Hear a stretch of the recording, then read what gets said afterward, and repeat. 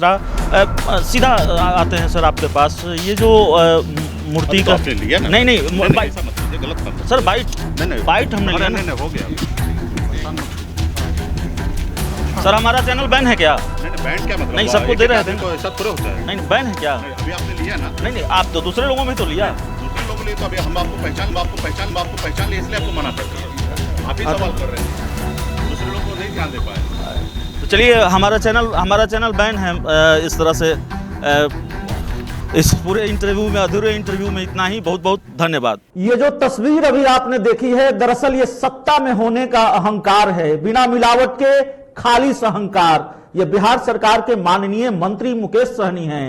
विधानसभा से पहले सिर्फ 2-4 सीट के लिए तेजस्वी यादव के सामने गिड़गिड़ाने वाले मुकेश सहनी, माफ कीजिएगा, विधानसभा चुनाव से पहले तेजस्वी यादव के सामने 2-4 सीट के लिए गिड़गिड़ाने वाले मुकेश सहनी कैसे पत्रकारों को पहचान कर इंटरव्यू देते हैं, यह तस्वीर इसकी वानगी भर है। नमस्कार, आप देख रहे हैं डीटीवी भारत, मैं हूं अभिषेक मिश्रा। मुकेश सहनी जी, यह जो अहंकार का खुला प्रदर्शन आप कर रहे हैं ना, इससे गलत धारणाएं पनपती है। धारणाओं के मामले में आप पहले से गरीब हैं, काहे मुसीबत मोल लेते हैं। आपने कहा कि आपने मुझे पहचान लिया, पता नहीं आपको मेरे कपड़ों में कहीं पैबंद दिख गया, मेरी पुरानी चप्पल दिख गई, या मेरे चेहरे में कोई खराबी दिखी। सर आपको यह गुमान होगा कि आपने एक साधारण पत्रकार को सबके सामने जलील किया, लेकिन दरअसल यह जलालत है नहीं। सर यही हमारा संघर्ष है, पैसे की मजबूरी आप जैसे लोगों के दरवाजे पर हमें ले जाती है, वरना करने को बहुत कुछ है।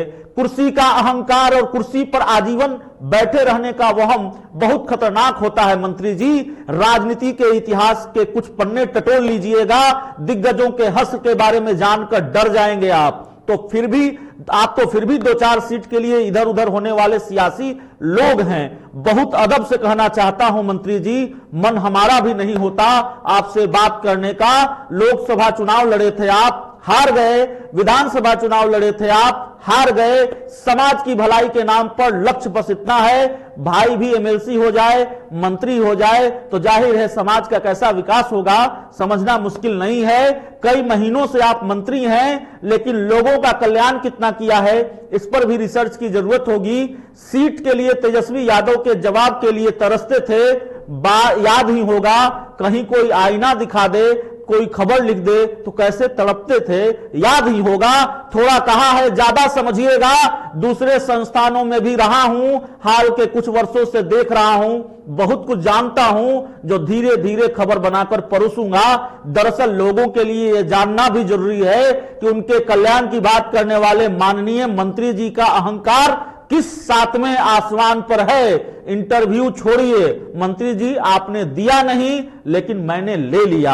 हमारे और आपके बीच ऐसा इंटरव्यू लगातार रहेगा, क्योंकि सच दिखाना और बताना ही हमारी जिम्मेवारी नहीं है, बल्कि सत्ता के अहंकार को रौंदना भी हमारी जिम्मेवारी है, हमारा धर्म है, वादा है। यह धर्म थोड़ा और ठीक तरीके से हम निभाएंगे।